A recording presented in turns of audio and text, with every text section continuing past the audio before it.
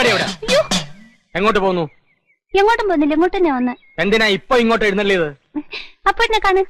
എന്തിനാ എന്നെ കാണുന്നത്? അതപ്പഴിനെ അറിയത്തില്ലേ? എന്നിട്ടാണോ സുമതി കുഞ്ഞമ്മയുടെ മോൻ അശോക മേനവന് മാറ്റി നിനക്കൊരു ഇത്? കബഡി മത്സരത്തിൽ അവൻ എങ്ങനെയോ ജയിച്ചെന്ന് കണ്ടപ്പോ നീ ഇവിടെ കിടന്ന് ഉറഞ്ഞു തുള്ളുന്നുണ്ടല്ലോ. ജയിക്കുന്നവരാരായാലും ഒരു അഭിനന്ദിക്കുന്നതിൽ എന്താ തെറ്റ്?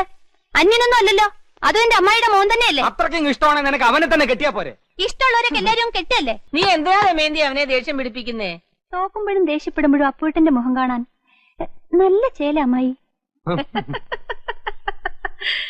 അശോകന്റെ തോറ്റ മോത്തിന്റെ ശൈലി നീ കണ്ടിട്ടുണ്ടോ? അതിന് അപ്പൂട്ടന്റെ ഒരു അവസരം തരുന്നില്ലല്ലോ. എന്നാ കാവിലെ പാട്ട് മത്സരത്തിന് നീ വാ, അവന്റെ തോറ്റ മോന്തയുടെ ക്ലോസപ്പ് കാണാം. ചുമ്മാ തങ്ങിയെന്ന് തോറ്റാ പോരെ, അതിന് ഈ വീരവാദം വേണോ? ചുമ്മാ തങ്ങിയെന്ന് തോറ്റാ പോരേന്ന്. അപ്പൂട്ടനോട് സ്നേഹം ഉള്ളോണ്ട് പറയാ, കാവിലെ മത്സരത്തിലെങ്കിലും അശോകേട്ടനെ തോപ്പിച്ചോണം. അതിലും തോറ്റിട്ട് അടുത്ത മത്സരത്തിൽ എടുത്തോളാന്ന് പറയാൻ ഈ വർഷം വേറെ മത്സരങ്ങളൊന്നും ഇല്ല. അടുത്ത വർഷം ഉണ്ടല്ലോ.